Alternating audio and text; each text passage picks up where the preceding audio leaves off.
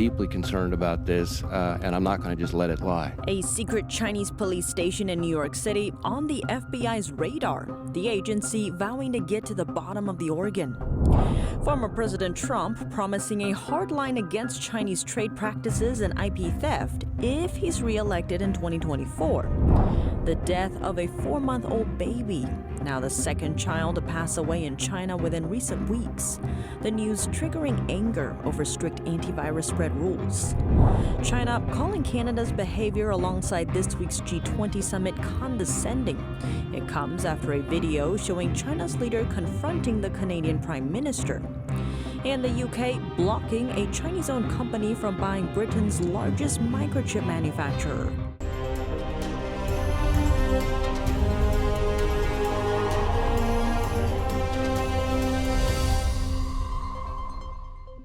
Welcome to China in Focus. I'm Tiffany Meyer. Before we turn to today's news, we'd like to introduce you to the sponsor of today's episode.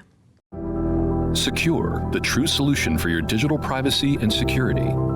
Secure is a private and secure messaging and email solution hosted in Switzerland, using military-grade encryption and Swiss privacy laws, giving you true privacy.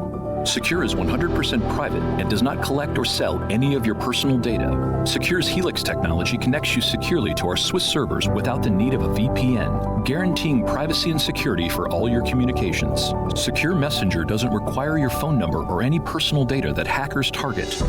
Chat by Invites allows you to chat privately and securely with anyone outside of your secure network without the need for others to download Secure. Secure Send offers you a private and secure way to email anyone outside of Secure. You won't find this level of privacy or security on any other email or instant messaging application. Visit secure.com. Regain and protect your privacy today. Visit secure.com to learn more about what makes us different. Get started with Secure Messenger for just $5 or $10 for the email and messenger package. Use promo code Tiffany for 25% off. That's 25% off with promo code Tiffany.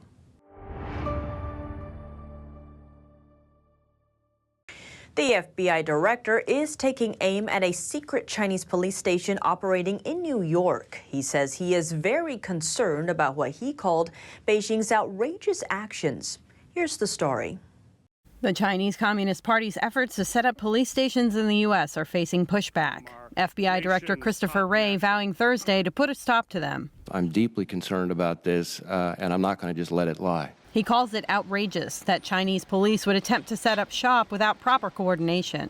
The Chinese police station reportedly operates in Lower Manhattan and is run by the America Changhua Association.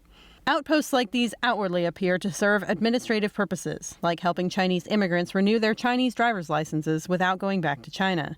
But in effect, they act as overseas police stations for the CCP.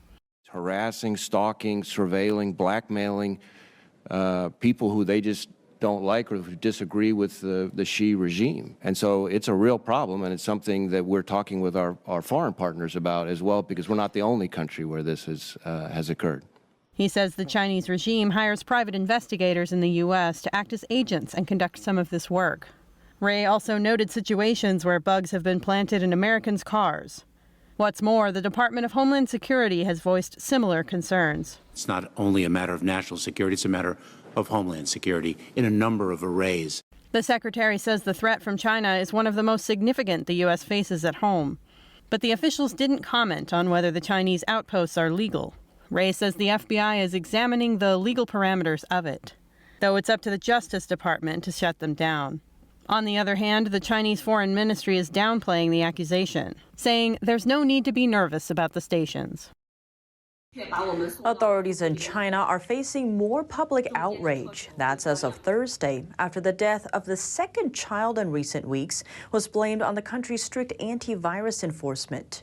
The 4-month-old baby girl died after suffering severe vomiting and diarrhea. She had been under quarantine at a hotel in China's central Henan province. Her mother made a tearful appeal for help online. 患着孩子冰冷的床铺，我再次向广大网友和各路媒体表示帮助我一定让给孩子讨回公道。 According to news reports and social media posts, it took the child's father 11 hours to get help after emergency services balked at dealing with them. When she was finally sent to a hospital, authorities directed them to one 60 miles away. By then, it was too late. Her death came after communist officials said people in quarantine would not be blocked from getting emergency help. 持续整治层层加码，防止一封了之。 Earlier this month, a 3-year-old boy died in northwest China. The tragedy was also blamed on delays for medical treatment, spurred by virus-driven rules. The child suffered from carbon monoxide poisoning. His father tried to get help, but was stopped by local enforcement. He also reached out for aid on social media, to no avail. After the child's death, some outraged citizens took to the streets in protest, but were suppressed by police. A postscript about Chinese leader Xi's confrontation with Canada's Trudeau is coming out of China.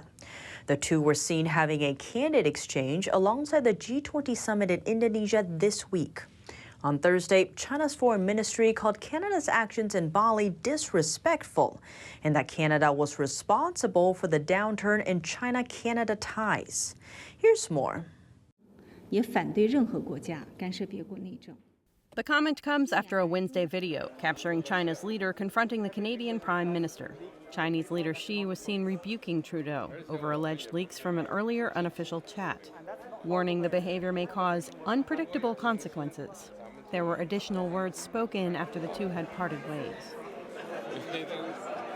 Xi was smiling and passing by the camera and was heard saying, "Naive indeed." So what led up to this diplomatic showdown? On Tuesday, on the sidelines of the summit, Trudeau and Xi had an informal discussion. After that, Trudeau's office issued some points about what the leaders had discussed. Trudeau's serious concerns about alleged espionage and Chinese interference in Canadian elections. Trudeau's office described it as just a standard briefing, but it seemed to have upset Xi. He told Trudeau on Wednesday the actions didn't fall in line with how China does things, and that if Canada continues, there would be an unpredictable result. In Canada, we believe in free and open and frank dialogue, and that is what we will continue to have. While Trudeau was speaking, Xi refrained from making eye contact. As Xi gets accused of flexing his muscles on other world leaders, Trudeau is facing criticism at home. In a Twitter post, a Canadian senator criticized Trudeau for being weak during the confrontation, saying, quote, "Instead of addressing a very serious issue facing Canada with clarity, strength, and action." Following the Xi-Trudeau confrontation, China's social media platforms appear to have censored the Canadian Prime Minister's name. Former President Donald Trump is vowing to take aim at China if he's reelected in 2024. Trump announced his widely anticipated plan to join the next presidential race on Tuesday. In a speech at Mar-a-Lago, he zoomed in on the ongoing economic rivalry between the U.S. and China, which has been on the rise since before his 2016 win. He highlighted Beijing's Made in China 2025 industrial policy. Its goal, to transform China into a high-tech manufacturing powerhouse. He argued that his America First approach is the only one that can keep America competitive and prevent the Chinese regime from taking over as the world's leading power. To do it, he voiced plans to launch an all-out campaign to eliminate America's dependence on China and bring back supply chains. Looking back on his first term, Trump noted that he took the regime to task for its history of unfair trade practices and intellectual property theft. That's by slapping tariffs on Beijing during the U.S.-China trade war. He touted, for the first time in memory, China was reeling and back on its heels. You've never seen that before. Going on to say, instead of jobs and factories leaving America for China, they worked for the first time leaving China for America. The former president also praised the unity among Americans on both sides of the aisle in dealing with the COVID-19 pandemic and its strain on the economy. Going forward, Trump called for a patriotic stance toward the threat China poses. As world leaders gather in Thailand for an Asia-Pacific Economic Cooperation Summit, North Korea fired off another missile Friday. South Korea and the U.S. are responding. Let's zoom in on the details.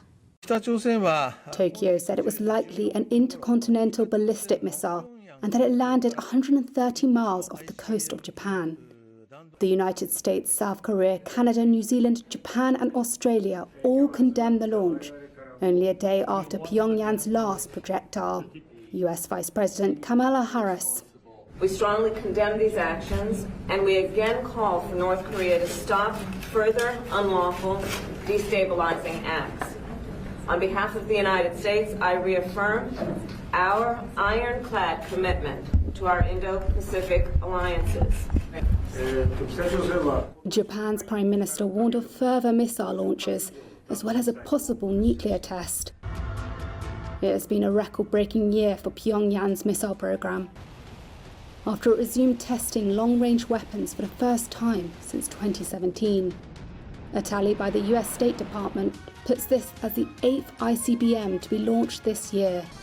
The North's ballistic missile tests are banned by the UN Security Council resolutions. Pyongyang also broke its self-imposed moratorium on long-range launches. South Korea and the United States held joint Air Force drills on Friday in response to this latest test. Grant Newsham, senior fellow with the Center for Security Policy, says North Korea is taking the provocative action with Beijing's approval, and that China is using it to divert Washington's attention. The Chinese could close down North Korea in an afternoon by turning off the fuel, the food, the electricity, if they wanted to. But it is in China's interest to have North Korea doing these things. It distracts the Americans. It causes them to divert attention and resources to North Korea. It does the same thing with the Japanese. And these are resources that cannot be devoted towards Taiwan, for example. The intercontinental ballistic missiles have the potential range to reach the continental U.S. A semiconductor heavyweight is planning to make big investments in Taiwan at a time when the island is under the shadow of a potential Chinese invasion. Here's more. The industry giant is called ASML. It's the only company in the world that can make a special type of machine essential to producing the most advanced semiconductors, or microchips. Chip makers like Intel and Apple supplier TSMC all rely on equipment from this one company to make the globe's best chips. Microchips are essential to our modern life. From the latest iPhones to cars and fighter jets, none could function without microchips. Now, America and the world depends on Taiwan for the most advanced microchips. This island makes over 90% of the most cutting-edge chips. But this supply chain would likely face disruptions if Beijing invades the island. Back to ASML. The upcoming investment would be its biggest ever in Taiwan. That's according to a social media post from Taiwan President Tsai Ing-wen. Just 3 days ago, Tsai met with the executive vice president of ASML. I'm very grateful for ASML's investments in Taiwan. It would help Taiwan's semiconductor sector to enhance its capability. And I also believe this would bust the rumors about the risks of investing in Taiwan's semiconductor industry. ASML is staying quiet about the amount of money it plans to invest. It operates 5 factories in Taiwan and plans to build 1 more. Construction is set to start next July. Taiwan is attending the ongoing APEC summit in Thailand, but unlike other countries, Taiwan's representative at the meeting isn't a government official, but a businessman. Morris Chang arrived in Bangkok on Thursday. The Taiwanese special envoy is the founder of Taiwan Semiconductor Manufacturing Company, or TSMC, the largest microchip maker in the world. The billionaire said he will take a stand on behalf of President Tsai Ing-wen and make Taiwan's voice heard to the world. Tsai, as Taiwan's leader, cannot attend under pressure from Beijing. The regime claims the democratic self-governing island as part of its territory. The Chinese Communist regime has never ruled Taiwan. Taiwan has been an APEC member since 1991, but not under its own name. It's represented by the name Chinese Taipei, a term used to avoid Beijing's anger. Alongside this year's meeting, accommodations for attendees have drawn concern. Chang is staying at the same hotel where Chinese leader Xi Jinping was slated for a CEO summit speech. Fears mounted over a potential clash, given Beijing's level of aggression against Taipei. The speech was later dropped from the summit's official agenda. Xi instead announced a change without giving a reason for the cancellation. Chang said he was unaware of the situation. Also on the microchip front, the British government has blocked a Chinese-owned company from taking over the UK's largest microchip manufacturer. The decision comes after a review showed the takeover carries national security risks. Here's more. Newport Wafer Fab is the UK's largest semiconductor factory. A concern came up over its reported $75 million purchase by Nexperia, a company based in the Netherlands, but it's partially owned by a Chinese company listed in Shanghai. Business Secretary Grant Shapps said, "We welcome foreign trade and investment that supports growth and jobs, but where we identify a risk to national security, we will act decisively." In July 2021, Nexperia bought an 86% stake in the chip plant, taking its total holdings to 100%. The review of the purchase was announced earlier this year. The business department told Nexperia to sell at least 86% of the Welsh semiconductor plant within a specified period and by following a specified process. Nexperia said it did not accept the national security concerns raised and will appeal the order. That's all for today's China in Focus on YouTube. We're now sharing a shortened version of our program here after being demonetized for more than a year. Coming up in our second half, we zoom in on the Middle East, another battlefield for world power. What would happen if the U.S. turned its back on the region? Whenever you create a vacuum, somebody else will show up. And today that'll be China. Probably tomorrow that will still be China. And we know what that comes with, Belt and Road and the baggage and lots of promises and writing a lot of checks that somebody else is going to have to cash. It would be devastating. We spoke to R.E.A. Lightstone, former special envoy for the Abraham Accords, about Israel and its newly elected Prime Minister Benjamin Netanyahu. He breaks down what Netanyahu's next term means for China and the U.S. The full episode is available on our partner platform, APEC TV. To sign up, click the link down below. Thanks for watching China in Focus. I'm Tiffany Meyer. See you tomorrow.